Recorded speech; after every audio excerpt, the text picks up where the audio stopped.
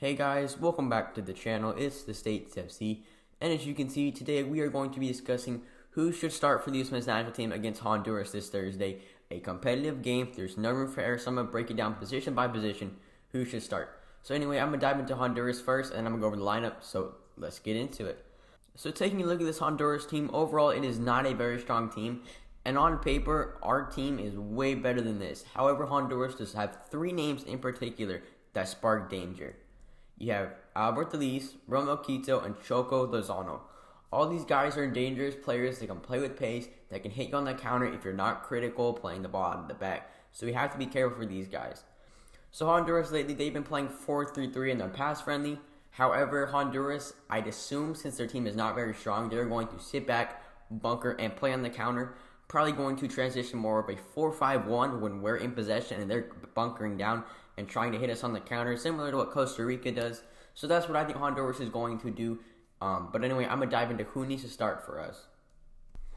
So this is who I would start for the U.S. men's national team playing out of the back. So obviously, Zach Steffen, goalkeeper, no debate. Even though Ethan Horvath had a masterclass on Sunday, Zach Steffen is still the number one. So at left back, I have Anthony Robinson, and that is for a couple of reasons. One, we need more defensive stability. Robinson is going to be able to track back, because you don't want John Brooks being an isolation defender going up against quick defenders. We saw it on Sunday. Clearly didn't work. Anthony Robinson as well. When a team is sitting in a low block, there's going to be a lot of crosses. And Anthony Robinson, of any fullback in this camp in the Nations League, has the best cross. I believe he had over a 35% accuracy crossing in the Premier League, which is absolutely outstanding. So if Anthony Robinson can get up the line when he needs to, obviously he needs to stay back when he can, help defend, put in a good cross towards Josh Sargent or someone crashing the back post, something I really, really want to see Anthony Robinson do, and I think he can be successful. So center backs left to right, John Brooks, Mark McKenzie. You cannot drop John Brooks, really good in the air, really good ball player. And it's basically between Matt Miazga and McKenzie. I think Matt Miazga is going to get the start, but Mark McKenzie needs to start for two reasons. One, when a team hits you on the counter, you need that recovery pace of Mark McKenzie. Mark McKenzie also has a very, very underrated distribution, very strong. Another thing with Mark McKenzie and John Brooks, they need to stay together, because in the Switzerland game, I saw one center back would go high, one would drop, and it would just be all over the place. They need to stay in line together, making sure they're cutting out the passing lanes, getting the ball forward. And then at right back, I have Serginho Dest. I know he had a poor game on Sunday, but guys, Serginho Dest is not droppable. We know what he's capable of doing. When team's sitting in a low block, Serginho just getting up when he can. There's no way you can drop him. Reggie Cannon, Gedlin, Dest is better possession, better passer, quicker, and can just do things to create goals. So overall, if we roll out this defensive lineup, I think this is more than capable enough of stopping the Honduras team. But anyway, I'm super excited. Okay, so I feel like midfield is pretty explanatory of Jackson Hill at the CDM, Weston McKennie and Musa at those dual eights. Now CDM, even if Adams is healthy, there's no point in playing him, because if we can't beat Honduras without Tyler Adams, that is a problem. We have more than enough depth. So it's between Kellen Acosta and Jackson Newell is way more ball secure in deeper positions. I don't want Kellen Acosta giving the ball away to one of their attackers and then having them running at our back line. Not safe, so Jackson Newell is probably the more safe option. McKennie and Musa at those dual eights, making sure they get the ball forward and fluctuating the attack. Now on Sunday, I did kind of have a problem with the way Berhalter set at the midfield. He had Jackson Newell at the 6.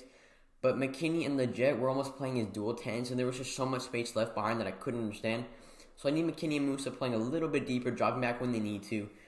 You can make the case for Sebastian Leggett, he's been playing well, but I see McKennie and Musa just offer way more, can do more. You can bring Leggett off the bench if we're winning by multiple goals. So this is the midfield that I would bring, pretty strong, self-explanatory, and this midfield is showing us the game. So up top, again, another self-explanatory. Yeah, Pulisic on the left. Initially, I wasn't going to start him because he's coming off a long season. Should be able to learn without Pulisic. If we can't, bring him off the bench, see what he can do. But rest Pulisic for Mexico. But Berhalter said yesterday that there's no way Pulisic wasn't going to play this game. So I'm assuming Pulisic on the left is going to be an absolute nightmare for Honduras running at their back line. I know Josh Sargent had a poor game yesterday against Switzerland, particularly with his back to goal. His first touch was kind of poor, wasn't able to do much, had a few missed headers. But I still believe in Josh Sargent. He's an absolute workhorse, can press, can do a lot of things. You have Gio Reyna on the right who can cut inside. Pulisic and Reyna can interchange when they need to, move the ball forward.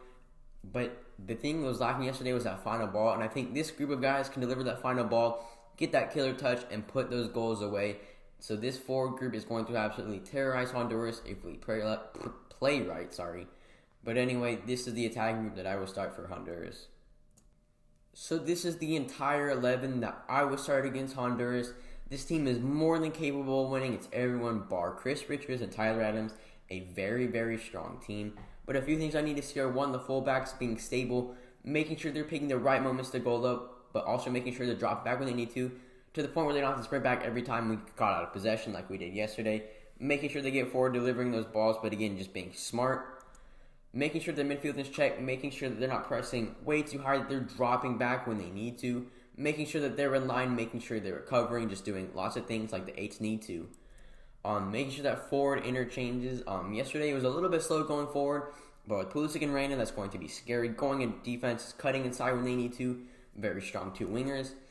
And lastly, yesterday I had a problem with the pressing. I don't mind Berhalter being adventurous and pressing high up the field, but not pressing every single time, picking those right moments to press, because one, Honduras isn't going to be a strong plan in the back as Switzerland. So when we pick those moments to press, we scare them, we win the ball back high up the field, create those goals, and making sure we're not running our guys to the ground pressing, because that was just completely pointless. The last thing I want to say is, one, guys, I know Berhalter was poor yesterday. He admitted that he had mistakes and he's going to fix them. So do not freak out. Berhalter knows he has to be more conservative this game, making sure they're defending when they need to, not throwing 9 guys forward on the ball. So I have trust in Berhalter to get this job done, guys. More than a capable enough team. Very strong, and it should get the win. My prediction is we should win this game by 2-3 goals comfortably. I'm going to say a 4-1 win for the U.S. However, we cannot under the Honduras.